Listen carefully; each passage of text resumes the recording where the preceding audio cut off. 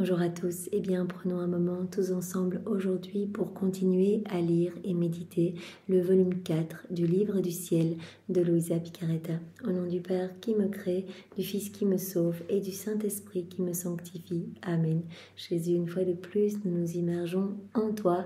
Dans ta divine volonté, nous nous unissons à toi, nous nous identifions à toi, nous nous consumons en toi. En toi, nous perdons le rien que nous sommes. Nous fusionnons nos volontés dans la tienne. Nous te les donnons, Seigneur, pour que tu t'en serves comme terrain de jeu, comme petit espace pour continuer ton œuvre de création en nous. C'est ce que nous voulons que tu crées en nous, Seigneur, que tu nous rendes beaux, que tu nous rendes saints, que tu nous fasses grandir à ta ressemblance dans cette sainteté divine que tu veux pour chacun de nous. Seigneur, nous te demandons cette grâce d'un abandon toujours plus grand entre tes mains. Nous voulons vraiment être comme ces petits nouveau-nés, te faire confiance, te dire à chaque instant ce que tu veux, Jésus, je le veux, moi aussi. J'accueille tout comme venant de tes adorables mains et je sais que tu veux le meilleur pour moi, Seigneur. Dans une situation facile, que ta volonté soit faite, mais aussi dans une situation plus difficile, je te fais confiance, Seigneur. Seigneur, nous voulons encore aujourd'hui, avant de commencer, te serrer fort contre nos cœurs pour vraiment te dire que nous t'aimons. Et nous entendons le faire au nom de toutes les générations humaines, en réparation pour toutes les froideurs, les méchancetés, les ingratitudes que tu reçois.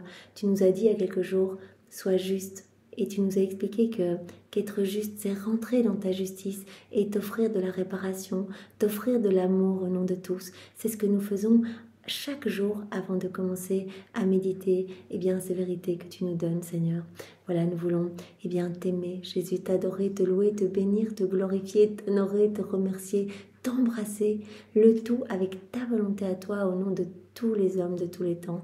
Et nous le faisons en réparation pour tous les péchés des hérétiques, des infidèles, des schismatiques, des sectaires, de ceux qui se débaptisent, de ceux qui n'ont pas au plus foi en ta miséricorde, de ceux qui ont déjà un pied dans la perdition. Nous entendons réparer pour tous ceux qui te tournent le dos, tous ceux qui commettent des actes sacrilèges, tous ceux qui blasphèment, tous ceux qui critiquent ta maman, tous ceux qui se moquent des choses les plus saintes. Ô Seigneur, tant de péchés, de froideur que nous entendons réparer par chaque moment que nous prenons unis à toi dans ta volonté. Nous te demandons, Jésus, maintenant de disposer nos cœurs, de disposer nos intelligences pour que nous puissions comprendre ce que tu veux nous donner aujourd'hui.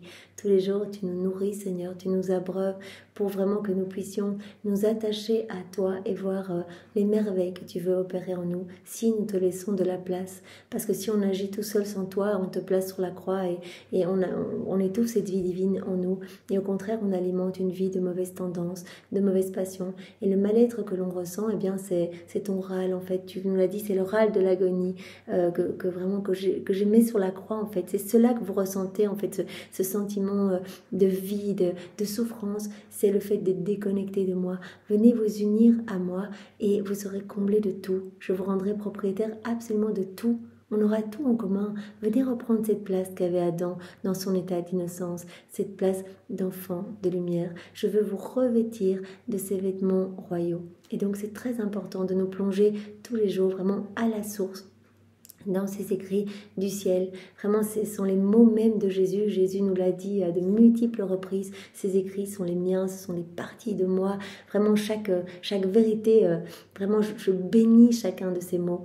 Et chaque vérité est une vie divine que je sors de mon sein paternel pour vraiment vous éduquer, pour vous façonner, parce que je ne fais pas que vous parler, je vous donne en même temps. Donc c'est très important, nous comprenons bien, voilà, ces 4 premiers volumes sont vraiment les fondations pour vivre dans la divine volonté, les bases pour vivre dans la divine volonté. Et on a pu le voir puisque on a travaillé ces volumes en fait sous thématique. Donc on a vraiment décortiqué chacun de ces volumes par thème et on a pu voir ce même fil rouge qui revenait en fait à partir du volume 2, 3 et celui-ci, chaque fois Jésus qui nous appelle à l'obéissance, à la pureté d'intention, vraiment au détachement des choses du monde, à la pureté du cœur également, à la gratitude, etc. Jésus qui nous rappelle à chaque fois de nous unir à lui.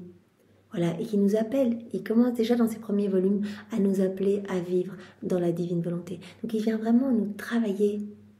Chaque fois que nous lisons quelque chose, il se passe quelque chose dans notre cœur. Jésus vient Et par ces vérités, eh bien Jésus est en train de retirer des choses résultant de notre volonté propre dans notre cœur et d'y placer des choses du ciel. Donc c'est magnifique, il fait le ménage dans nos cœurs par ces vérités que nous assimilons, que nous mastiquons et que nous mettons en pratique. À chaque fois que nous les mettons en pratique en faisant nos actes, eh bien sûr, nous alimentons aussi cette vie du divin vouloir, cette vie de sainteté, cette vie de prière, cette vie d'amour, la vie même de Jésus. C'est Jésus qui grandit en nous, acte après acte, méditation après méditation. Donc ce n'est jamais un moment perdu, parce que Jésus est en train de créer quelque chose en nous. Voilà, il dit, quand je vous donne une vérité, quand vous faites un acte, que vous méditez, etc., vous faites une ronde, une réparation, je prononce mon fiat créateur sur votre âme. Et donc, comme tout l'univers a été fait en 6 fiat, nous y compris, eh bien, vous pouvez imaginer les splendeurs qui sont en train d'être créées dans chacun de nos cœurs. Voilà, Jésus prononce son fiat, nouveaux cieux, nouveau soleil, nouvelle sainteté, nouvelle floraison, dans chacun de nos cœurs, à chaque fois que nous prenons ce temps en union avec Jésus. Donc c'est très très beau, Seigneur, et donc c'est dans ce total abandon et dans cette totale confiance que vraiment nous voulons recevoir ces nouvelles vérités.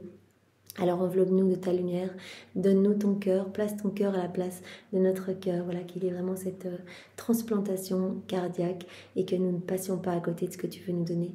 Viens Esprit Saint, viens par la puissante intercession du cœur immaculé de Marie, ton épouse bien-aimée.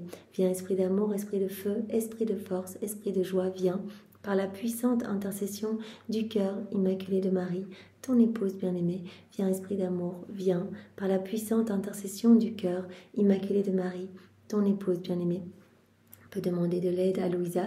Voilà, Louisa vient voilà, auprès de chacun de nous pour que vraiment nous puissions comprendre ce que Jésus va nous dire aujourd'hui. Il va nous parler de la croix aujourd'hui. Nous en avons déjà beaucoup parlé dans les premiers volumes. L'importance d'accepter chacune de nos souffrances, chacune de nos croix et de les unir à ses souffrances rédemptrices à lui pour que nos souffrances portent les fruits de ses souffrances à lui. Voilà, il continue sa passion en nous quand nous acceptons les croix qu'il nous propose pour notre sanctification. On peut appeler Maman Marie et voilà, Marie, nous voulons entrelacer tous nos actes au tien et voilà, nous nous plaçons sur tes genoux, sous ton regard maternel pour que rien ne nous échappe et que nous puissions tout faire avec cette intention de glorifier ton adorable Fils et de lui ramener des âmes. Dès qu'on s'unit à Jésus, de toute façon, il y a des âmes qui reviennent à lui. Alors restons bien unis. Alors donc nous avons commencé ce volume 4 en le décortiquant en différents chapitres. Le premier que nous avons vu, nous n'allons pas voilà, tout redire chacun des points, mais juste les gros titres pour vraiment comprendre la trajectoire, comment Jésus nous enseigne dans ce volume. Alors le chapitre 1, Jésus nous a parlé de l'amour vrai, il a dit à Louisa et à travers elle il nous a parlé, laisse-moi te parler de l'amour vrai. On avait vu, c'était tellement beau, c'est lui en fait l'amour vrai. Il nous parle en fait, il veut qu'on devienne comme lui. Donc il nous demande en fait, en nous parlant, il nous façonne à sa ressemblance. Et puis dans le chapitre 2, Jésus disait à Louisa, ma fille, laisse-moi bien te dire ce que j'attends de toi, laisse-moi te parler vraiment pour te façonner. Et donc Jésus avait dit à Louisa, il nous avait dit, je veux que tu sois patiente. Il avait parlé de la patience. Je veux que tu ne gardes tes yeux que fixés sur moi, en fait, pas sur les choses de la terre. Et donc là, il avait vraiment pris cet exemple, cette petite fleur qui s'élève, en fait, qui n'a pas de racines, qui se trouve entre le ciel et la terre et qui se laisse parfumer par les parfums du ciel et qui va réparer pour ses frères et sœurs. C'est cela, en fait, être âme victime. Louisa, elle se plaçait vraiment entre le ciel et la terre et elle réparait pour chacun de nous à travers tous les siècles, continuellement, toutes ces journées, c'était des rondes pour dire merci au nom de tous ceux qui ne remercient pas, je t'aime, je te loue, que ta volonté soit faite, etc. Pour vraiment apaiser le cœur de Dieu, dire tu peux déverser sur moi tes amertumes, tes peines, donc elle se plaçait vraiment comme un petit ami, et c'est ce que nous sommes invités à faire à notre petite échelle. On peut reprendre tous les actes mauvais de nos frères et sœurs, les plonger dans la divine volonté et n'offrir qu'adoration, louange, bénédiction à notre Père du ciel, à la Trinité. Donc vraiment, dès qu'on entend des choses mauvaises à la télévision, autour de nous, qu'on voit des choses violentes, etc., directement, pensons à réparer. Oh, Seigneur, je t'offre tout mon amour en réparation, je plonge, voilà, cet acte mauvais, et puis tous les autres similaires. Les prières doivent toujours être universelles, le plus large possible. C'est Jésus qui vient prier en nous. Jésus ne priait pas juste pour une personne. Il nous voyait à travers les siècles et vraiment il réparait pour chacun de nous. Il donnait à son Père toute la gloire que nous aurions dû lui donner si nous n'avions pas quitté la divine volonté. Donc mon mari nous a dit effectivement, garde toujours tes yeux fixés sur mon fils et ça va vraiment être la clé du bonheur en fait. Donc si tu restes les yeux fixés sur Jésus, considère qu'il n'y a que toi et lui, et bien les choses de la terre, peu importe, on t'encense, on te critique, on te juge, peu importe, je ne dois plaire qu'à Jésus. Et puis Jésus nous a dit, je veux vraiment que tu sois persévérante, que tu sois constante dans le bien. Et ça, bien sûr, ce n'est que uni à Jésus qu'il va nous donner sa constance, qu'il va nous donner en fait son immutabilité. Jésus, il ne change pas, il est toujours le même hier, aujourd'hui et demain. Et donc, au plus on va être unis à Jésus, eh bien, au plus on va être constant. Un acte va en appeler un autre, etc. Donc, cela va être de plus en plus facile pour nous de faire nos actes dans la divine volonté. Jésus nous a également demandé d'être simple, parce que lui, il est simple. Donc, en nous unissant à lui, on va acquérir cette simplicité. Il nous a parlé également de l'humilité. Vous voyez, en parlant, il nous donne en même temps cela. Donc, cette semence est arrosée à chaque fois qu'on en reparle. Là, maintenant, on reparle de tous ces points. Hop, ces semences sont à nouveau arrosées. Et donc, il fait grandir en nous l'humilité. Il est en train de terrasser en chacun de nous notre orgueil, la mère de tous les vices, de tous les maux, notre amour-propre. Et puis Jésus nous a demandé vraiment cette pureté du cœur, en fait, d'être vraiment comme des tout petits enfants, innocents, parce que l'innocence attire vraiment sa miséricorde, le touche profondément. Et ça atténue vraiment sa juste indignation. Il nous a demandé de rester calme, qu'on devait toujours rechercher le calme, ne pas nous troubler, rester en paix. Et bien sûr, au plus on va faire des actes, au plus on va sentir cette paix s'installer. C'est Jésus la paix. Tout ce qu'il nous demande là, et on voit qu'il est en train de poser les bases. C'est quelque chose qu'il va nous donner naturellement par nos actes. Par nos actes, c'est Jésus qui va grandir en nous. C'est Jésus la paix, c'est Jésus la patience, c'est Jésus l'obéissance, c'est Jésus la foi, c'est Jésus l'espérance. Jésus l'a dit, je suis l'espérance, je suis la charité, c'est moi l'amour vrai. Ce qu'il y a de plus parfait que Jésus nous demande, eh bien cela va venir naturellement. Au plus on va s'unir à lui, eh bien cela va s'établir en nous. Sans même qu'on cherche à devenir... Parce que Jésus nous demande même de lâcher cela. Là, il nous parle de ce qu'il va nous donner si on vit dans la divine volonté. Et Jésus demande vraiment qu'on l'accueille. Donc il a dit à Louisa, accueille la grâce. La grâce est une partie de moi. Donc accueille-moi en fait. Je veux que tu répondes rapidement à la grâce. Comme la voix, comme l'écho répond rapidement à la voix en fait. Accueille-moi en tout temps. Parce que le fait de ne pas accueillir la lumière de ma grâce, cela me pousse en fait à exercer ma justice. L'exercice de ma justice se déploie sous forme de châtiment quand les hommes rejettent la lumière de ma grâce. Donc accueille ma grâce. Jésus nous a dit, je veux aussi que tes intentions soient toujours pures. Fais tout avec cette intention de me glorifier. Donc on voit que ce sont vraiment les débuts. Jésus nous apprend vraiment à nous détacher de tout, à nous dépouiller de tout, à avoir cette sainte indifférence pour les choses de la terre. Et petit à petit, vraiment, à lui faire de plus en plus confiance et à dire à chaque instant que ta volonté soit faite, Seigneur. Voilà, c'est toi qui agis en moi. Donc, et je veux que tu fasses tout pour me glorifier, tout pour me plaire. Et ça, c'est quelque chose, quand on va faire nos actes dans la divine volonté, quand on les fait, ce moment que nous prenons, nous offrons à la Trinité, que nous savons, la gloire la plus parfaite, l'amour le plus parfait, l'adoration la plus parfaite. On offre Dieu à Dieu, on offre du divin. Et on offre à la Trinité tout ce que les autres auraient dû faire. Si je fais un petit acte, comme juste je bois un verre d'eau dans ta divine volonté, Seigneur, tout petit acte, on laisse Dieu le faire en nous. Et donc on va offrir à la Trinité tout l'amour, l'honneur, les adorations, les louanges, la gloire que tous les hommes auraient dû donner en buvant de l'eau, par exemple. Pour chacun des actes qu'on fait dans la divine volonté, on répare pour tous nos frères et sœurs. On donne une gloire magnifique à la Trinité, une gloire nouvelle à chaque fois. Alors, donc Jésus nous a parlé de cette pureté d'intention qui s'en faisait vraiment ses délices. Et ça, il nous en avait déjà beaucoup parlé dans le volume 2, dans le volume 3, que tous nos actes montent au pied du trône de l'Éternel. Donc vraiment, quand on les fait par amour pour Jésus, eh bien voilà, il s'en fait vraiment son régal. Quand on le fait par amour pour nous-mêmes, pour attirer le regard des autres, etc., eh bien en fait, il en a presque la nausée. Même si ce sont des actes qui humainement sont très saints, très pieux, des actes charitables, si c'est pas par amour pour le Christ, par amour pour vraiment la Trinité, eh bien Jésus dit, mais non, alors tu as déjà reçu ta récompense ici-bas. Alors Jésus nous avait demandé que nous nous nourrissions toujours de la foi et que la foi allait vraiment éclairer notre intelligence, que vraiment à la lumière de la foi on allait vraiment comprendre les Écritures, les écrits du ciel. Et bien sûr la foi allume cette lumière dans l'esprit. Et l'âme qui se nourrit de la foi, elle va acquérir vraiment à nouveau cette nature parfaite telle que sortie des mains de Dieu. Jésus nous a demandé donc d'être juste, comme je l'ai dit précédemment, d'entrer dans sa justice et de réparer pour nos frères et sœurs.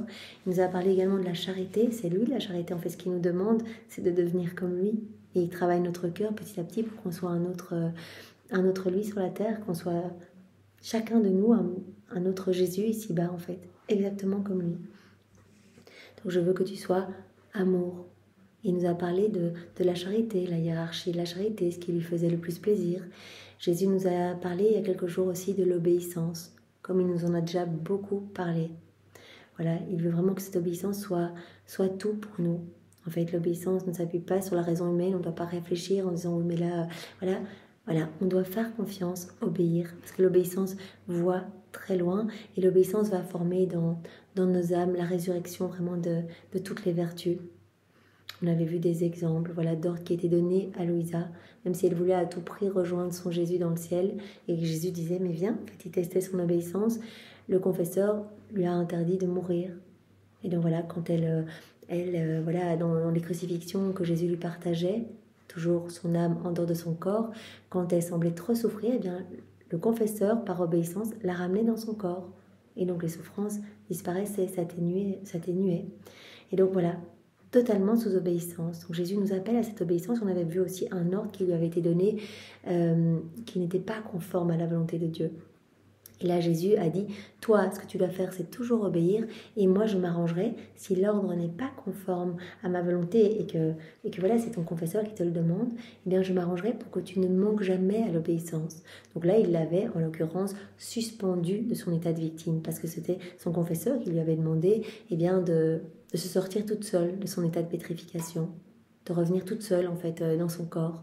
Et Jésus a dit, non, c'est un décret d'ordre divin que le confesseur soit à ton chevet. Regarde, durant ma vie, je veux que le confesseur comprenne, je vais lui expliquer, durant toute ma vie, moi, je suis le prêtre des prêtres, je me suis trouvé présent à chacun des miracles, pratiquement. J'aurais pu faire tout au loin, mais j'étais là à la résurrection de Lazare, j'ai voulu vraiment faire ces gestes pour que cela s'imprime aussi dans les intelligences, demander vraiment qu'on retire les bandelettes, etc.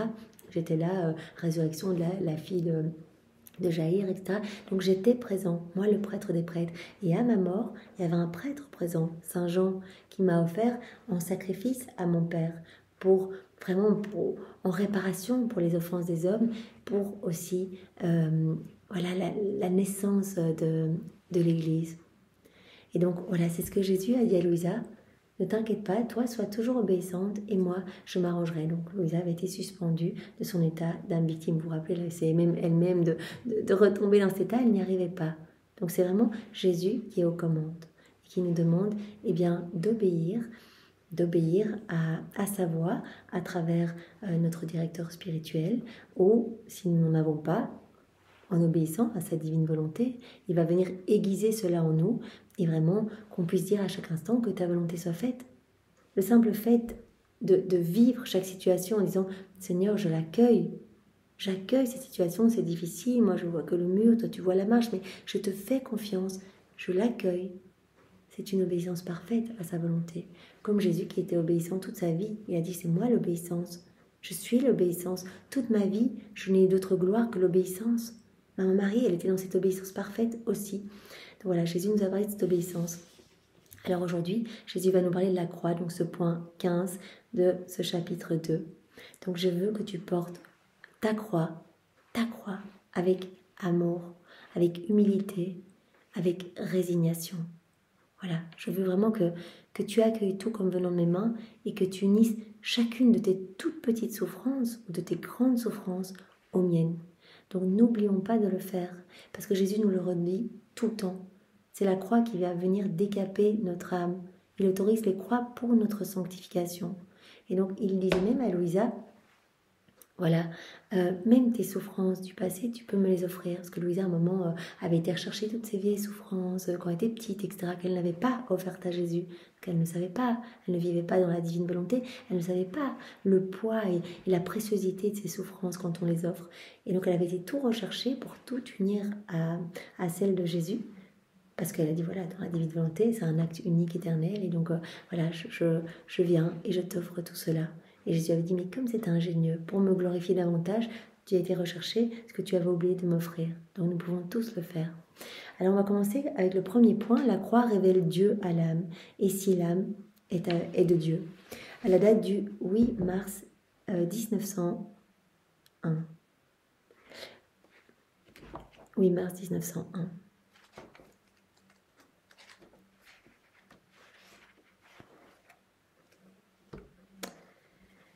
Donc c'est Louisa qui parle. Je poursuis dans mon pauvre état et dans le silence de Jésus béni. Ce matin, je me trouvais plus que jamais opprimée, et quand il est venu, il m'a dit, ma fille, ce ne sont ni les œuvres, ni la prédication, ni même la puissance des miracles qui m'ont fait reconnaître clairement comme le Dieu que je suis. C'est pas tous mes miracles qui m'ont fait reconnaître comme Dieu. C'est quand j'ai été placée sur la croix. C'est à ce moment-là. C'est vraiment, vous rappelez, quand Jésus est mort sur la croix, et que voilà, il y a eu ce transpercement par la lance et que l'eau et le sang ont jailli, etc. Et même au moment où Jésus est mort, qu'il y a eu ce tremblement de terre, eh bien, il y a beaucoup de ces bourreaux qui se sont mis à genoux, qui ont proclamé celui-ci était vraiment le Fils de Dieu. Quand j'ai été placée sur la croix et élevée sur elle comme sur mon propre trône, c'est alors que j'ai été reconnue comme Dieu.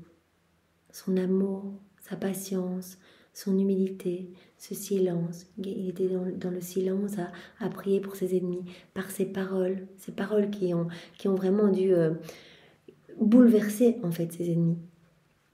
Seule la croix a révélé au monde et à tout l'enfer qui j'étais vraiment.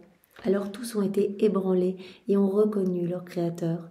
Ainsi c'est la croix qui révèle Dieu à l'âme. C'est la croix qui révèle Dieu à l'âme. Et qui révèle si l'âme est vraiment de Dieu. Est-ce qu'on accepte nos croix ou pas? Voilà. On peut dire que la croix met à nu toutes les parties intimes de l'âme, vient décaper l'âme, et révèle à Dieu et aux hommes ce qui s'y trouve.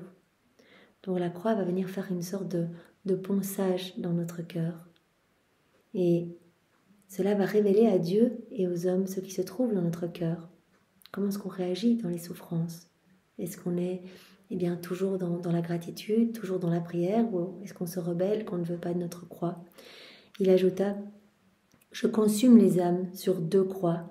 L'une est la croix de la souffrance et l'autre la croix de l'amour. La croix de la souffrance, la croix de l'amour, comme Louisa vivait ses agonies d'amour quand elle ne voyait pas Jésus. Je pense que, voilà, un petit peu comme toutes les personnes qui passent par des déserts spirituels et qui vraiment sont consumées, voudraient pouvoir, voilà, comme Louisa, quand elle ne voit pas Jésus, elle brûle d'amour et c'est une souffrance énorme. Jésus lui a dit, c'est un martyr d'amour que tu vis. Je te partage vraiment une petite gorgée de l'amer calice que je bois en fait, que je bois continuellement face à la froideur de mes enfants. Moi, je voudrais les prendre dans les bras et les âmes s'enfuient à la recherche des plaisirs du monde. Eh bien, toi, tu voudrais me prendre dans les bras à chaque instant, tu brûles de me voir et je te partage une petite goutte en ne venant pas. Et donc, voilà, tu partages mes souffrances d'amour. Donc, il y a les souffrances. Voilà, la croix de la souffrance physique, comme Louisa, qui a vécu, voilà, et tout ce qu'elle ressentait dans son corps, d'être paralysée, etc. Et la croix de l'amour. Dans le ciel, tous les 9 cœurs des anges même. Pourtant, chacun a sa fonction spécifique. Par exemple, la fonction spéciale des séraphins, c'est l'amour, et leur cœur est plus directement orienté pour recevoir les reflets de mon amour, de sorte que mon amour et le leur, en se dardant mutuellement, s'embrassent continuellement. Ça, on le sait, il y a les 9 cœurs angéliques, il y a les séraphins qui sont vraiment tournés vers Dieu. Leur fonction, c'est vraiment l'amour, et leur amour, les rayons de leur amour se dardent continuellement avec l'amour de Dieu. Puis il y a les chérubins, les trônes, les dominations, les puissances, les principautés, les archanges et les anges. Et les vertus au milieu. Mais donc voilà, il y a ces 9 cœurs angéliques et ils ont chacun leur mission. Les anges n'ont pas la même mission que les chérubins. Les anges sont à côté de nous. sont sur la terre, les archanges sont proches de nous aussi, entre le ciel et la terre, donc chacun a sa mission spécifique. Il en est ainsi pour les âmes sur la terre, je leur donne des fonctions particulières. Il y a les âmes à qui je vais donner le martyre de la souffrance et celles à qui je vais donner le martyre de l'amour. Louisa, elle a eu les deux. Mais donc Jésus dit, voilà, sur la terre aussi, je confie des fonctions aux âmes. Ces deux martyrs sont des maîtres habiles pour sacrifier les âmes et pour les rendre dignes de mes complaisances. Donc les souffrances, que ce soit souffrance brûlée d'amour pour Jésus ou comme Sainte Marguerite, Marie Alacoque qui avait cette brûlure continuelle dans le cœur. Il y avait eu cet échange de cœur avec Jésus et elle avait été touchée et donc elle avait ressenti cette brûlure d'amour du cœur de Jésus et cela restait continuellement. Elle est tout le temps en train de souffrir dans son cœur. Donc vraiment il y avait ces croix en fait, Jésus dit, cette croix de l'amour et de la souffrance, eh bien, vont servir vraiment à purifier nos cœurs.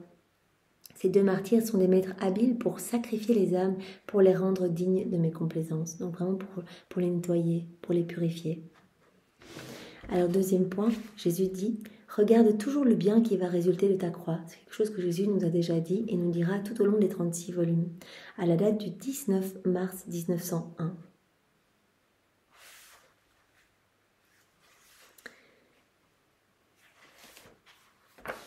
Ce matin, je me trouvais tout opprimée et souffrante, surtout à cause de la privation de mon doux Jésus. Après une longue attente, dès que je le vis, il me dit « Ma fille, la vraie manière de souffrir consiste à ne pas regarder de qui viennent les souffrances, ni ce que l'on souffre, mais à regarder le bien qui doit en résulter. » C'est ce que Jésus a fait toute sa vie. Il a dit « Mais je serais mort, mais à chaque seconde, si j'avais regardé ce que cela me causait comme souffrance. » Ou vraiment regarder les âmes à travers les siècles, etc.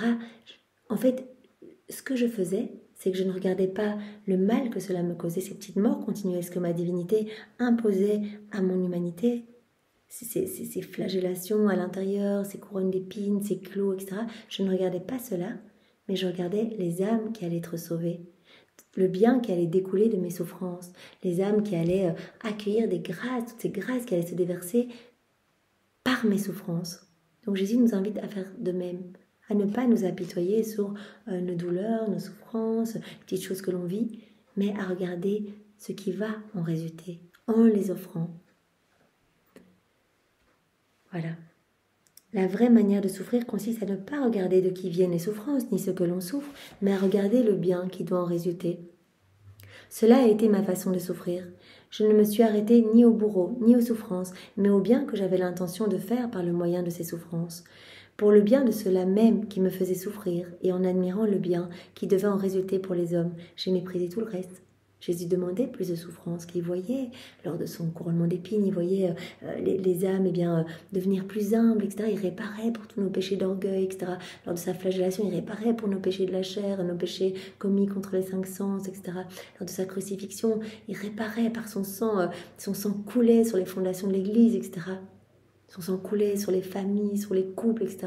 Aux noces de Cana, c'est ce qu'il voyait également. Les jeunes, les couples, le sacrement de mariage, etc. Et il voyait vraiment les grâces qui allaient s'écouler sur les familles et sur tous les hommes. Donc, il ne regardait pas les souffrances, parce que Jésus souffrait continuellement. Chaque seconde, c'était un martyr pour lui, mais il voyait les fruits de ses souffrances.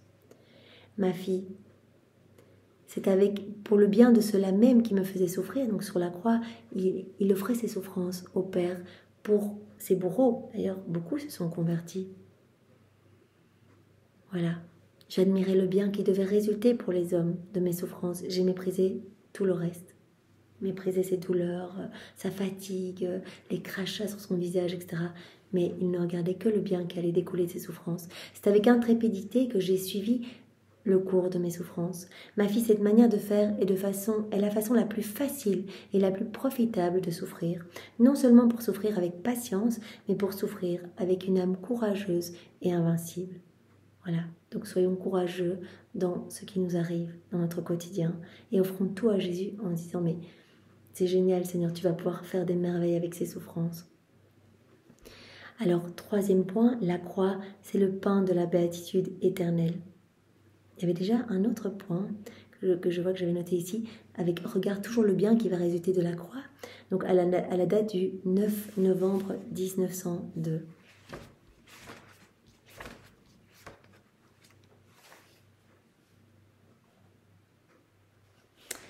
Pendant que je désirais la venue de mon adorable Jésus, il est venu sous l'aspect qu'il avait quand ses ennemis le giflaient, lui couvraient le visage de crachats et lui bandaient les yeux. Jésus souffrait tout avec une admirable patience. Il me semble qu'il ne regardait même pas ceux qui le faisaient souffrir. Donc vraiment, c'est l'illustration de ce que Jésus nous a dit dans le passage précédent. Tellement il était absorbé à contempler intérieurement le fruit que ses souffrances produisaient sur eux. J'admirais cela avec stupéfaction quand Jésus m'a dit « Ma fille, dans mes œuvres et dans mes souffrances, je n'ai jamais regardé l'extérieur, mais toujours l'intérieur. En me concentrant sur le fruit, quel que soit l'événement, non seulement je souffrais, mais je souffrais avec désir et avidité. Peu importe. Jésus disait, je regardais uniquement le fruit. Je ne regardais pas les circonstances, les insultes, etc. Je regardais tout ce que cela allait générer comme fruit. Tout au contraire, dans ses œuvres, l'homme ne regarde pas le bien qui se trouve en leur intérieur. Et en ne voyant pas leurs fruits, il s'ennuie facilement et s'énerve. L'homme, ne regardant pas les fruits de ses souffrances, eh bien, s'énerve et finalement finit par rejeter la croix.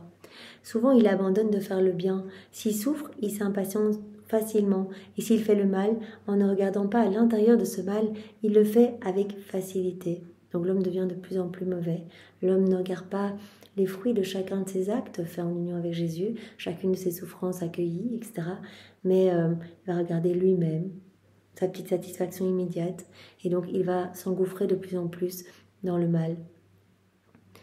Il ajouta, les créatures ne veulent pas se persuader que la vie est accompagnée de divers incidents, tantôt de souffrance, tantôt de consolation. Pourtant, les plantes et les fleurs leur donnent l'exemple en demeurant soumises au vent, à la neige, à la grêle et à la chaleur. Regardez autour de vous, toute la nature est vraiment soumise aux intempéries, au vent, à la grêle, à la neige, etc. Mais ça passe toujours. Il n'y a pas un hiver qui dure éternellement, non, ça passe.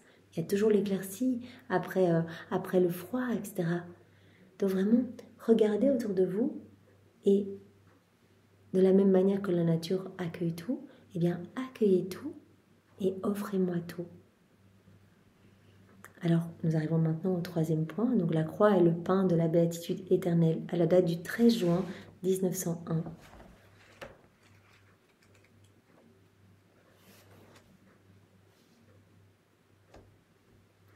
Après un long silence de sa part, mon adorable Jésus me dit, au plus quelques mots sur les fléaux qu'il veut déverser.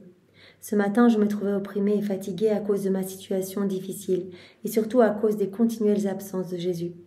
S'étant montré brièvement, Jésus me dit, « Ma fille, les croix et les tribulations sont le pain de la béatitude éternelle. » Donc ça veut dire, comme Jésus nous en a déjà parlé dans le volume 3, qu'au plus on souffre ici-bas, au plus on aura de gloire dans le ciel. Vous vous rappelez, cette fête, Louisa avait vu dans le ciel, donc toujours son âme en dehors de son corps, la fête de la croix.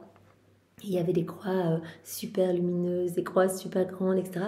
Et elle avait compris qu'au plus, l'âme avait souffert sur la terre. Donc il y avait les croix des martyrs, bien sûr, mais aussi des âmes victimes qui font tout vraiment dans le secret de leur cœur. Eh bien, elles avaient vraiment ces âmes, des croix immenses et magnifiques. Elles étaient vraiment honorées dans le ciel. Elles étaient vraiment glorifiées dans le ciel.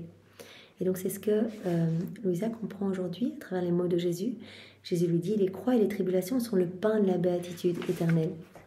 Je compris que si on souffre davantage, plus abondant et plus savoureux sera le pain qui nous nourrira dans le séjour céleste.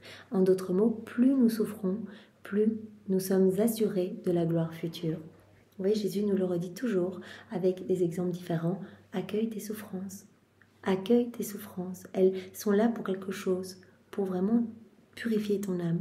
Accueille les croix que je te propose. Quatrième point, la croix seule permettra à mon Église de se relever. Donc à la date du 2 septembre 1901.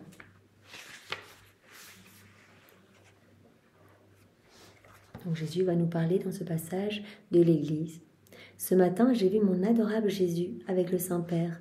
Il me semble que Jésus lui disait « Toutes tes souffrances jusqu'à présent ne sont rien d'autre que tout ce à travers quoi je suis passé, à partir du début de ma passion jusqu'à ce que je sois condamné à mort.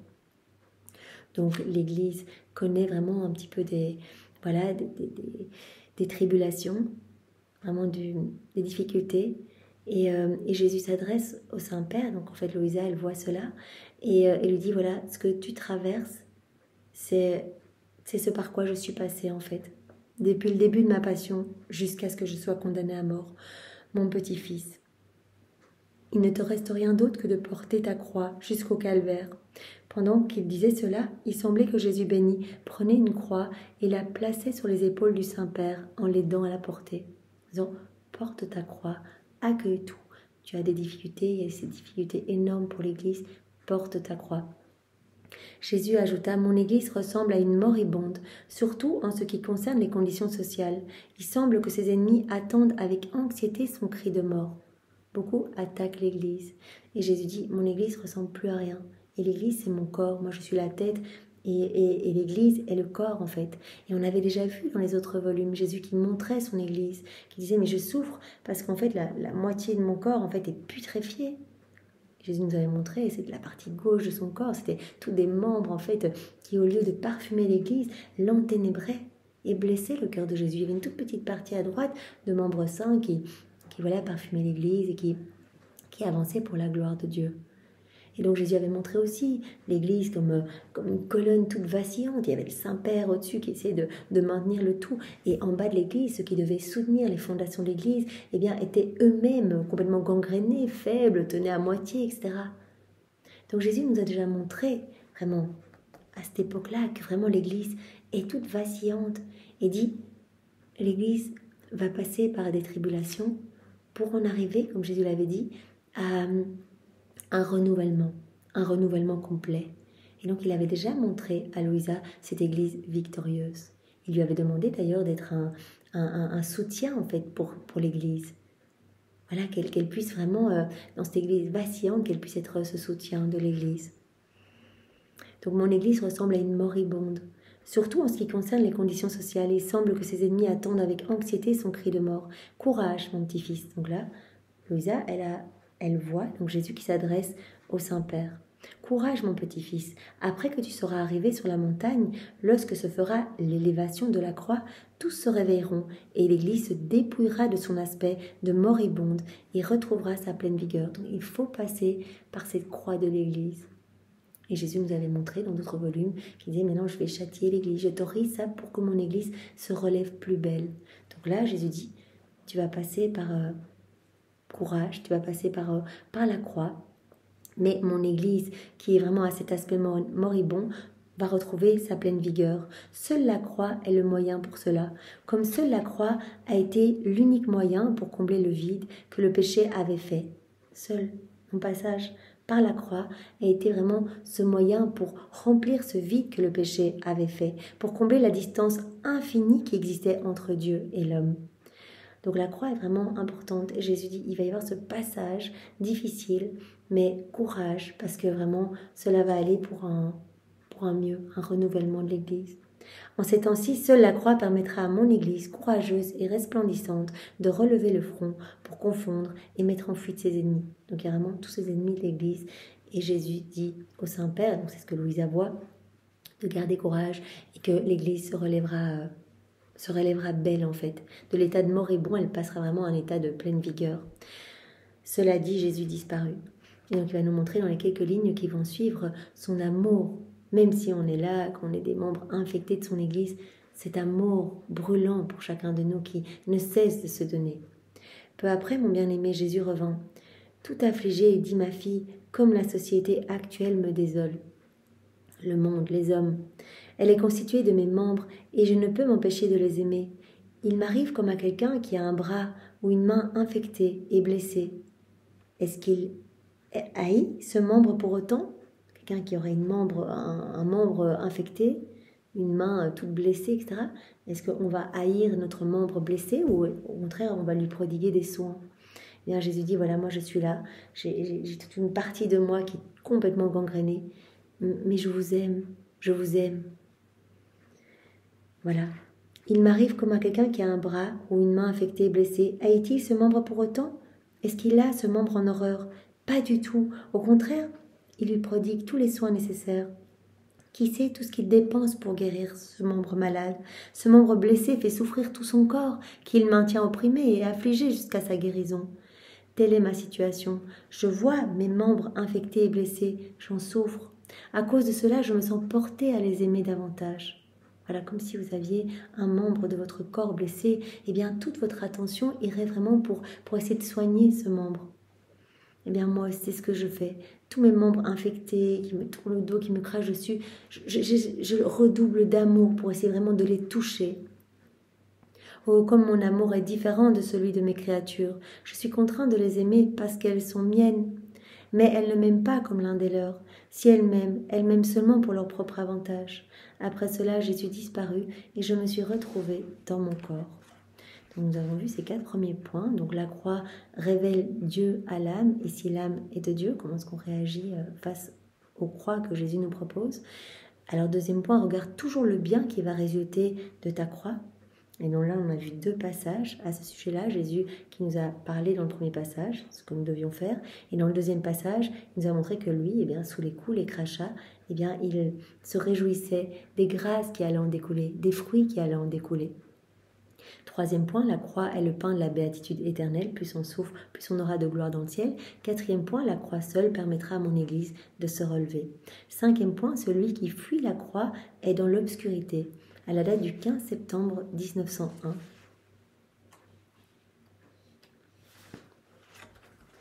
Ce matin, mon adorable Jésus est venu tout glorieux, avec ses plaies resplendissantes, plus que le soleil, et avec une croix dans la main.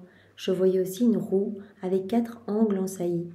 Il semblait que la lumière s'échappait d'un de ces angles, et que le côté d'où la lumière s'échappait était dans l'obscurité. Donc elle voit Jésus, tout resplendissant, une croix à la main, et elle voit aussi une roue, et elle voit dans une partie de la roue que la lumière s'en va, s'échappe de cette partie-là, et qu'il y a un côté de la roue qui est totalement dans l'obscurité.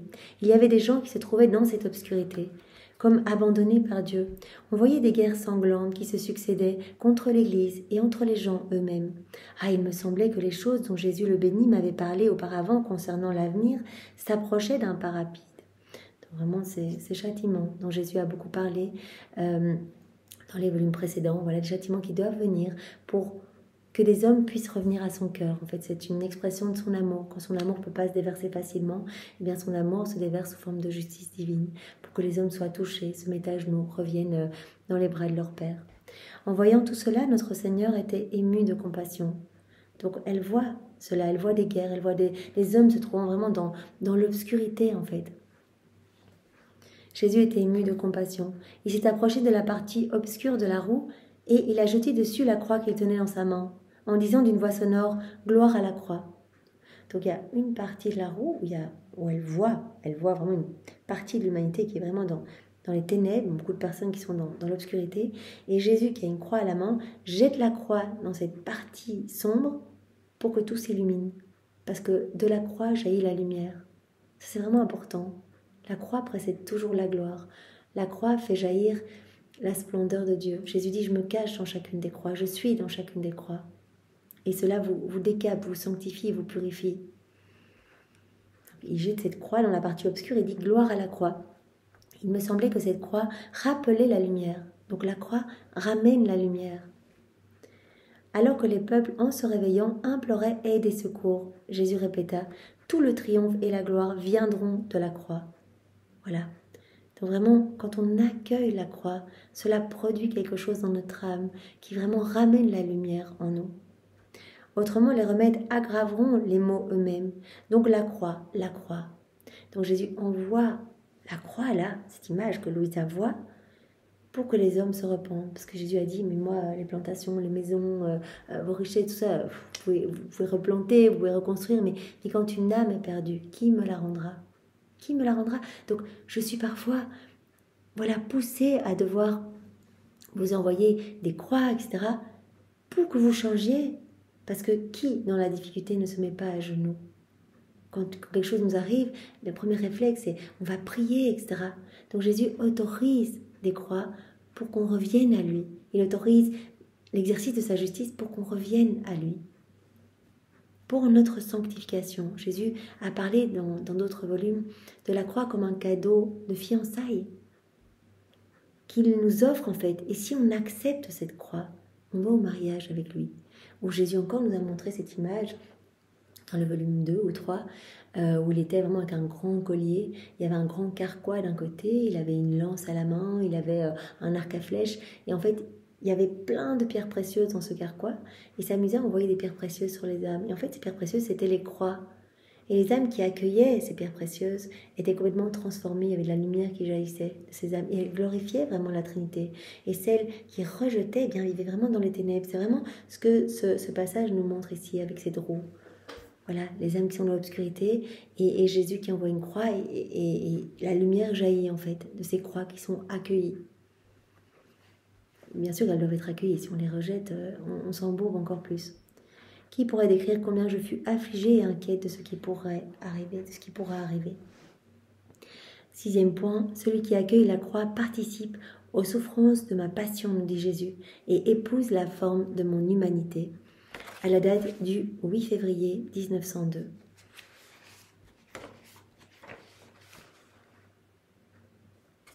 Ce matin, mon adorable Jésus est venu et m'a fait participer à une partie de sa passion.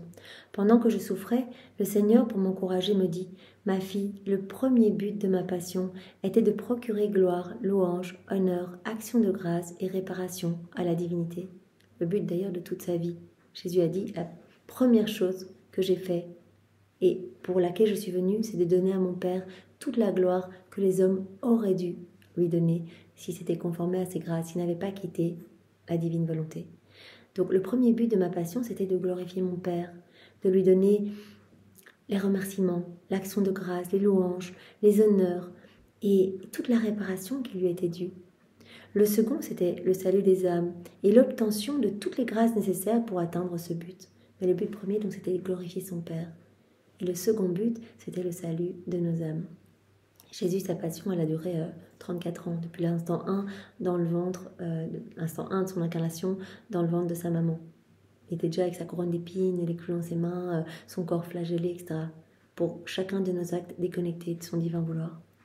La personne qui participe aux souffrances de ma passion porte en elle non seulement les mêmes intentions que moi, mais elle épouse la forme de mon humanité.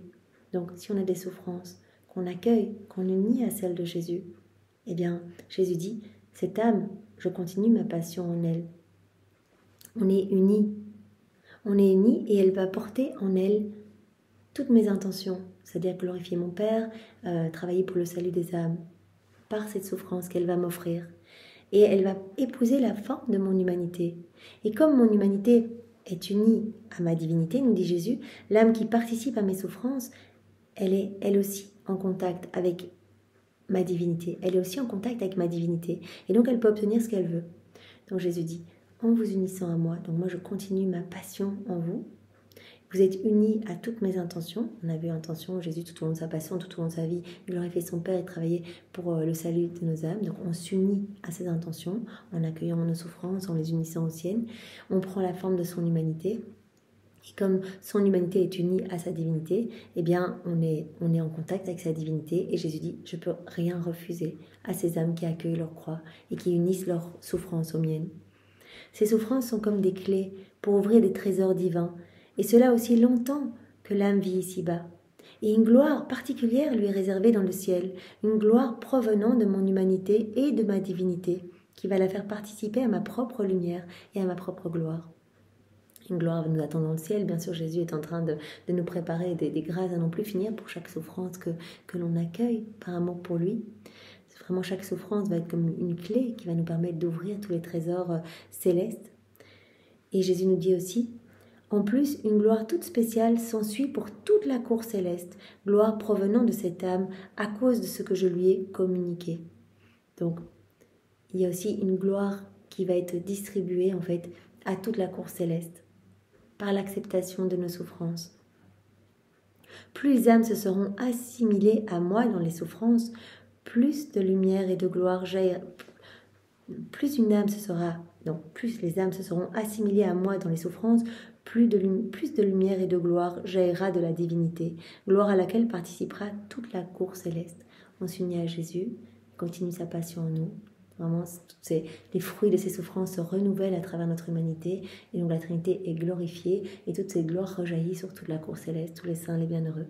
Que soit toujours béni le Seigneur et que tout soit pour sa gloire et son honneur.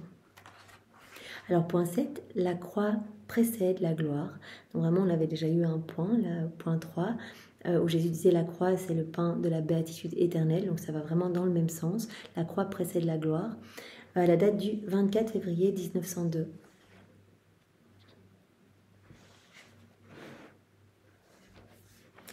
Alors que j'étais dans mon état habituel, la reine-mère est venue et m'a dit « Ma fille, comme disent les prophètes, mes souffrances ont été un océan de douleur. » Mon mari, elle a souffert tout le temps. En fait, quand Jésus, depuis le moment où Jésus s'est incarné dans son sein, jusqu'à son assomption, voilà, elle était continuellement en souffrance, en union avec Jésus, tout le temps, tout le temps. Elle vivait tout ce que Jésus vivait, à chaque instant. Donc toute la passion de Jésus, continuellement, pour chacun de nos péchés, chacun de nos actes déconnectés de sa volonté, Marie a tout ressenti en même temps. Comme disent les prophètes, mes souffrances ont été un océan de douleur. Mais dans le ciel, mes douleurs se sont transformées en un océan de gloire. Exactement ce que Jésus nous a dit précédemment. De chacune de mes souffrances a jailli un trésor de grâce.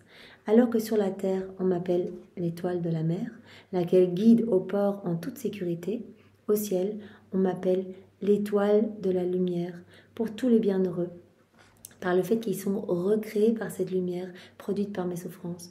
Toutes les souffrances de Jésus, on partage avec Maman Marie, donc tout ce qu'elle a souffert en union avec son Fils, et bien en fait, tout rejaillit de lumière dans le ciel en fait. Et donc elle est la source de cette lumière dans le ciel. Elle dit, mais tous les saints, les bienheureux, sont recréés par cette lumière produite par mes souffrances. Donc dans le ciel, on m'appelle l'étoile de la lumière. Tandis que sur la terre, on m'appelle l'étoile de la mer, parce que je guide chacun à bon port, mais dans le ciel, l'étoile de la lumière. Parce que toutes mes souffrances, et c'est pas juste cette glaive dans son cœur, c'est des milliards et des milliards et des milliards de glaives, n'a été que souffrance, puisque Jésus n'a été que dans la souffrance. Donc cette souffrance, toujours bien sûr accompagnée de flots, de mer, de joie, de sainteté, de beauté, etc. Eh bien, toutes ces souffrances se sont transformées en flots de lumière pour tous les saints, les bienheureux, et en grâce pour tous les pèlerins que nous sommes ici-bas. Point 8. La croix est sacrement, à la date du 25 avril 1902.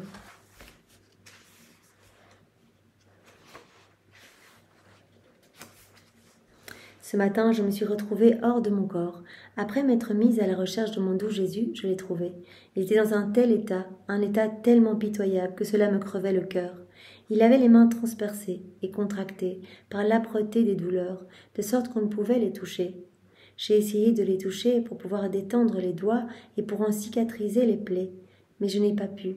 Parce que Jésus béni pleurait à cause de ces intenses douleurs. Donc elle voit Jésus, voilà, les mains transpercées, toutes contractées. Donc directement, elle s'est offerte pour soulager Jésus. Donc elle essaye vraiment d'embrasser ses mains, de les détendre. Ne sachant pas quoi faire, je l'ai serré contre moi. Je lui ai dit, mon bien-aimé, il y a déjà quelque temps que tu ne m'as pas fait participer aux douleurs de tes plaies. Directement, elle ne peut pas voir son bien-aimé souffrir. Partage-moi tout.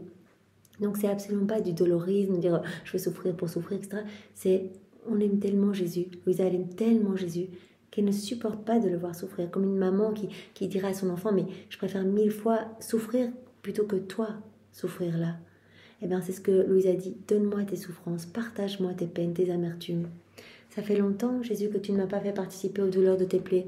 C'est peut-être pourquoi les choses se sont aggravées. Je te prie de me faire participer à tes souffrances.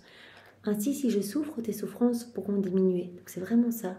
Elle veut prendre sur elle pour diminuer les souffrances de Jésus.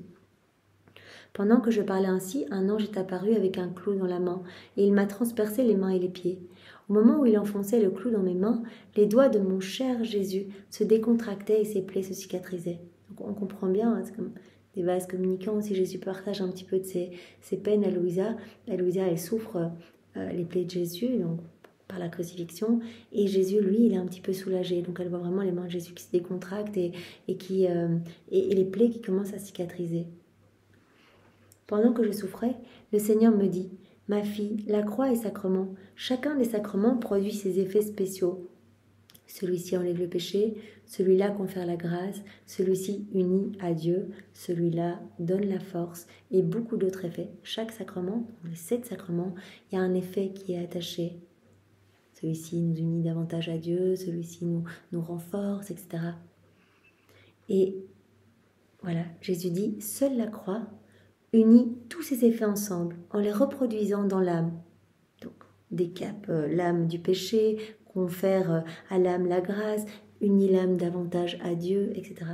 Donc la croix est sacrement, elle unit tous les effets de tous les sacrements. On les connaît, les sacrements, l'Eucharistie, sacrement de la réconciliation, des malades, sacrement de l'ordre, le sacrement du mariage, le sacrement de la confirmation, etc. On les connaît.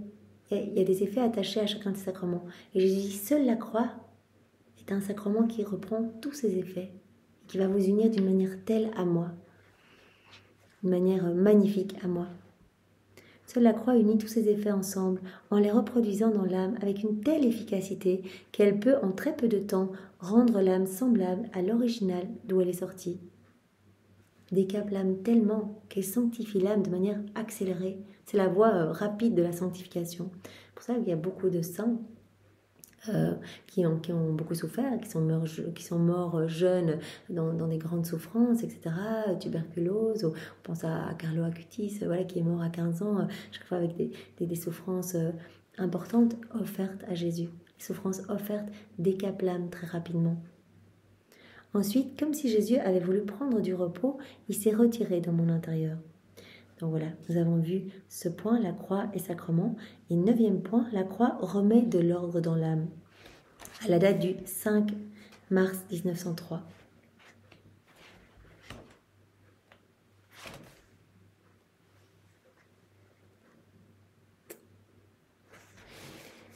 Me trouvant dans mon état habituel, je me suis retrouvée en compagnie de Jésus béni.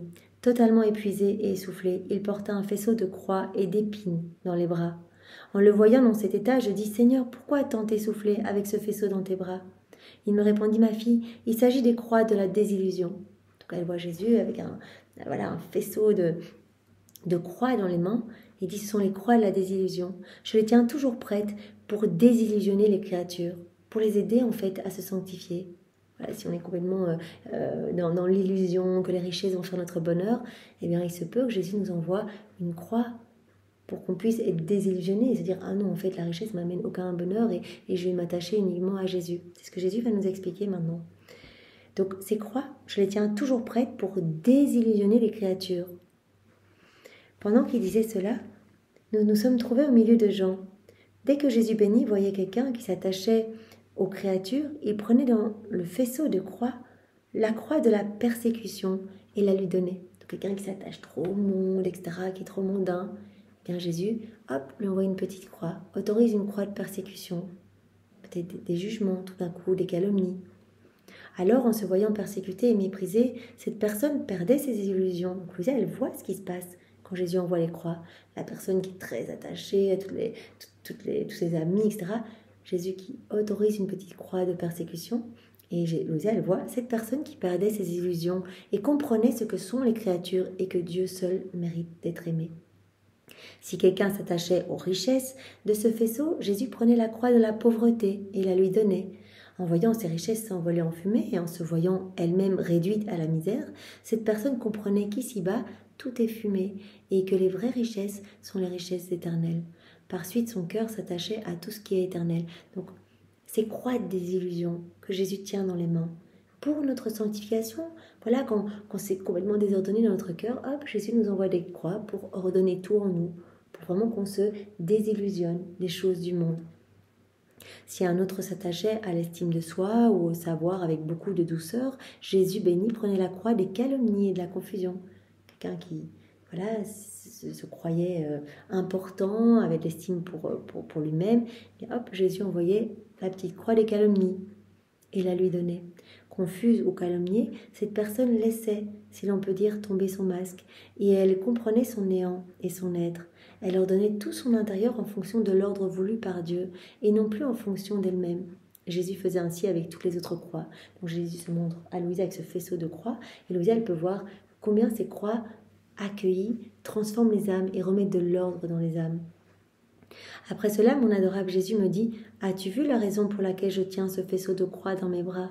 Mon amour envers les créatures me contraint à porter ce faisceau tout en gardant mon regard continuellement tourné vers elles. » Donc Jésus ne lâche pas les créatures, il autorise une croix et il garde son regard plein d'amour. Et vraiment, il souhaite que nous acceptions ces croix pour que notre âme puisse se nettoyer. La croix est la désillusion primordiale et la première qui juge l'œuvre des créatures. Ainsi, si la créature se soumet, si elle accueille la croix lui permettra d'être épargnée du jugement de Dieu. Donc la croix, c'est comme déjà un jugement de l'amour. C'est pour dire, voilà, là, tu étais trop centré sur toi-même ou tu étais trop attaché aux richesses. Voilà, la croix, c'est le jugement de l'amour. Si l'âme accueille cette croix, elle va se nettoyer. Et donc elle échappera, comme Jésus le dit ici, elle ne sera pas soumise alors au jugement quant à ce péché-là, au jugement de Dieu. Donc elle sera épargnée du jugement de Dieu.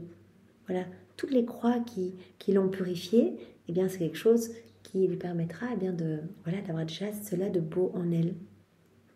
Ainsi, si la créature se soumet, la croix lui permettra d'être épargnée du jugement de Dieu. Lorsque quelqu'un dans cette vie se soumet au jugement de la croix, cela me donne satisfaction. Jésus aime qu'on accueille nos croix. Oui, et qu'on tire des leçons. Tiens, voilà, là maintenant ce qui m'arrive. Eh bien, merci Seigneur, parce que c'est vrai que là j'étais trop orgueilleuse. Je te remercie pour peut-être ces paroles méprisantes que j'ai reçues. Je te remercie parce que tu veux vraiment travailler mon ego, par exemple. Voilà. Donc, cela me donne satisfaction quand l'âme se soumet au jugement de la croix. Mais si la créature ne se soumet pas au jugement de la croix, elle refuse cela, elle rejette la croix. Elle continue à s'attacher au bien du monde, aux richesses. Elle continue à s'attacher à elle-même, au regard des autres, etc. Par exemple, si la créature ne se soumet pas, elle se trouvera dans l'ambiance de la seconde désillusion, c'est-à-dire celle de la mort. Elle sera jugée par Dieu avec la plus sévère rigueur. Donc la croix, ça va être une désillusion pour nous par rapport aux choses du monde. Mais si on ne veut pas de la croix, on aura la désillusion au moment de la mort. On va se rendre compte qu'en fait, tout ce qu'on avait, il n'y a plus. On arrive, l'âme toute comme ça, toute seule devant Dieu.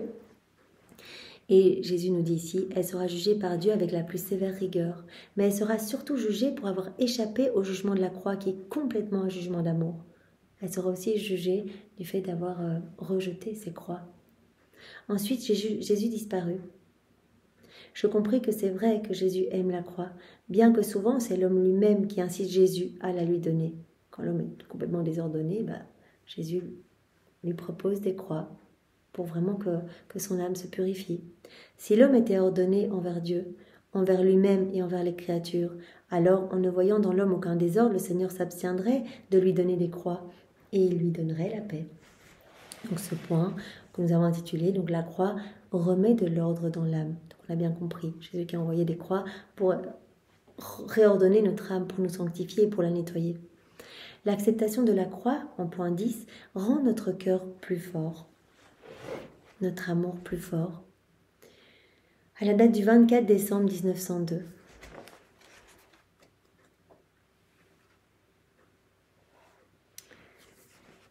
poursuivant dans mon état habituel, je me suis retrouvée hors de mon corps. J'ai vu notre Seigneur qui, tout près de moi, tenait une croix tout entrelacée d'épines.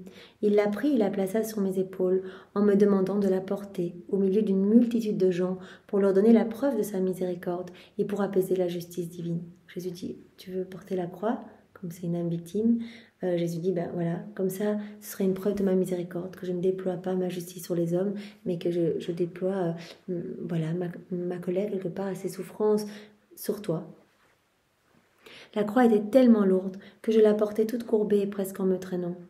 Pendant que je la portais, Jésus disparut. Arrivé à un certain endroit, celui qui me guidait me dit « Dépose la croix et déshabille-toi, car notre Seigneur doit revenir et il doit te trouver prête pour la crucifixion. » Je me suis déshabillée et j'ai gardé mes vêtements dans ma main, à cause de la honte que ma nature humaine éprouvait. Je me disais, dès qu'il viendra, je les lâcherai. Donc voilà, un ange probablement dit, voilà, prépare-toi pour la crucifixion. Et Louisa, voilà, elle garde ses petits vêtements, elle se prépare pour la crucifixion. Jésus revint, en me trouvant avec mes vêtements à la main, il me dit, tu ne t'es même pas dépouillé de tout pour que je puisse te crucifier immédiatement ? Alors, nous réserverons la crucifixion pour une autre occasion. Je suis restée confuse et affligée, sans pouvoir dire un mot. Pour me consoler, Jésus me prit par la main et me dit « Dis-moi, que veux-tu que je te donne ?» Je répondis « Seigneur, donne-moi de souffrir. » Il poursuivit « Et quoi d'autre ?» Je répondis « Je ne sais pas te demander autre chose que de souffrir. » Donc, on voit vraiment cet amour pour la souffrance, mais pas pour la souffrance en tant que telle, une fois de plus, pour soulager Jésus, son amour, son chéri, celui qu'elle aime par-dessus tout. Partage-moi tes souffrances. Et quand tu me partages tes souffrances, je sais qu'alors tu es près de moi, que nous sommes vraiment très proches, que tu continues ta vie en moi. Donc, cette petite histoire, Jésus va expliquer à Louisa que, voilà, il a autorisé ce moment où il a dit, ok, si tu ne te dépouilles pas de tout, on fera la crucifixion une autre fois, ce sera un autre moment. Il a autorisé cela pour rallumer en elle, en fait, cette soif de souffrir par amour, pour qu'elle lui dise, en fait, Jésus, je veux que tu me partages tes souffrances. Jésus ajouta, de mon amour, tu n'en veux pas ? Donc, si ça continue, je répondis, non, je veux souffrir, car en m'accordant de souffrir, tu me donneras davantage d'amour. Donc, Louisa, elle a remarqué que quand elle laisse Jésus partager ses souffrances, lui partager ses souffrances, eh bien, il l'inonde de grâce en même temps. Vous vous rappelez au début, dans les premiers volumes, eh bien, il l'invitait toujours à boire à son côté. Il y avait toujours d'abord un petit lait ou un petit miel très, très sucré, du réconfort, de la force, et puis venait l'amertume. Donc elle dit, mais j'ai remarqué que quand tu me partageais tes souffrances, tu étais vraiment proche de moi et tu déversais encore plus d'amour sur moi. Cela, je le sais par expérience. Je sais que pour obtenir des grâces, pour obtenir un amour plus fort, capable de dépasser les aversions humaines, on n'obtient cela que par la souffrance. Pour gagner toutes les sympathies, toutes tes sympathies, ton plaisir, tes complaisances, le seul et unique moyen est de souffrir par amour pour toi, Jésus. Jésus me répondit, ma bien-aimée, j'ai voulu t'éprouver pour rallumer davantage en toi le désir de souffrir par amour pour moi. Voilà, Louisa a été éprouvée quand Jésus lui a dit « Oh, tu t'es pas dépouillée, eh bien, la crucifixion se fera une autre fois. » Et en fait, c'était pour l'amener à dire « Jésus, je me rends compte que quand je partage tes peines, en fait, tu redoubles d'amour pour moi. Et que j'attire toutes tes sympathies, j'attire tout ton plaisir et tes complaisances. C'est le seul et unique moyen, eh bien, vraiment pour être tellement uni à toi, la souffrance. » Le seul et unique moyen est de souffrir par amour pour toi, pour vraiment obtenir toutes les grâces et vraiment des redoublements d'amour. Et donc Jésus lui dit, j'ai voulu t'éprouver pour rallumer davantage en toi le désir de souffrir par amour pour moi.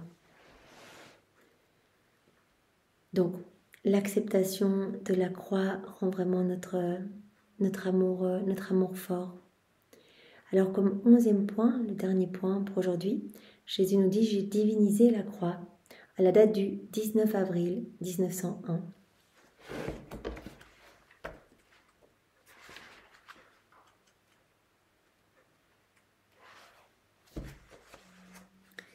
Comme je m'étais plainte de ma dure situation, Jésus ajouta, « Pendant ma passion, moi aussi j'ai éprouvé un extrême abandon, bien que ma volonté fût toujours unie à celle de mon Père et à celle de l'Esprit Saint. » Jésus a aussi ressenti cet abandon, bien que sa volonté n'était qu'une avec celle du Père et celle de l'Esprit Saint.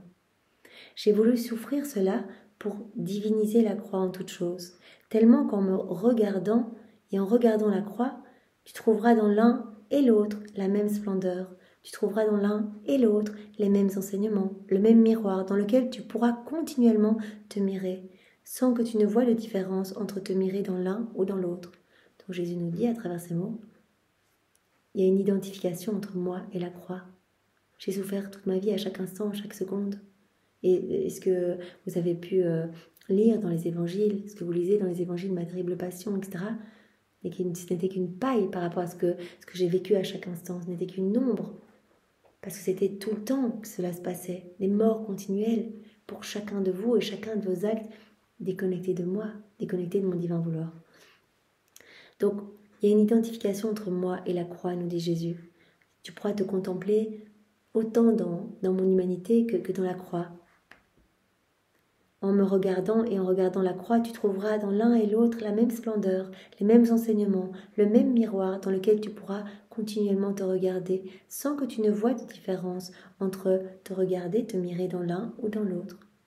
Donc voilà, en regardant la croix, tu me vois. En fait, je suis identifiée à la croix. Donc quand tu as une croix dans ta vie, je suis toujours dans chacune de tes souffrances. Dans chacune de ces croix, je suis cachée. C'est vraiment important de te dire ça. Donc voilà, aujourd'hui, ce point, je veux que tu portes ta croix avec amour, avec comme point 1, la croix révèle Dieu à l'âme et révèle aussi si l'âme est de Dieu. Donc Jésus nous a interpellés sur la manière de réagir, comment est-ce que nous on réagit par rapport à nos croix. En point 2, regarde toujours le bien qui va résulter de ta croix. Plutôt que regarder ta croix elle-même, regarde le bien qui va en résulter en m'offrant ses souffrances. En point 3, la croix c'est vraiment le pain de la béatitude éternelle. Tu vas être glorifié dans le ciel au prorata de l'acceptation de tes souffrances aussi. Ce que tu auras souffert ici-bas, eh bien, te donnera plus de gloire dans le ciel. La croix seule permettra à mon Église de se relever. Jésus nous avait montré que voilà, ce passage par les persécutions de son Église, etc., allait entraîner le renouvellement de son Église. En point 5, celui qui fuit la croix est dans l'obscurité, où on aurait pu intituler ce point la croix ramène de la lumière dans les zones d'obscurité. Si la croix est accueillie, vous vous rappelez que cette roue, les âmes qui vivaient dans l'obscurité, Jésus envoyait une croix et Louisa voyait la lumière poindre dans cette zone d'obscurité. 6e point, celui qui accueille la croix participe aux souffrances de ma passion et donc cette âme va épouser la forme de mon humanité et va avoir les mêmes intentions que moi j'avais. En 7e point, la croix précède la gloire, donc cela correspond à ce que nous avons vu précédemment. La croix est sacrement au 8e point. On reprend vraiment tous les effets de chaque sacrement. Il a vraiment purifié notre cœur. La croix remet de l'ordre dans l'âme, avec ce faisceau de croix. Jésus qui a envoyé des croix pour vraiment remettre de l'ordre, voilà, dans nos passions, indomptées, etc. Jésus qui vient, voilà, tout nettoyer en nous, en autorisant des croix dans notre vie. L'acceptation de la croix rend notre amour plus fort. Et en dernier point, j'ai divinisé la croix. Donc voilà, et il y a cette identification entre moi et la croix. Donc tu peux te murer autant dans la croix que dans mon humanité.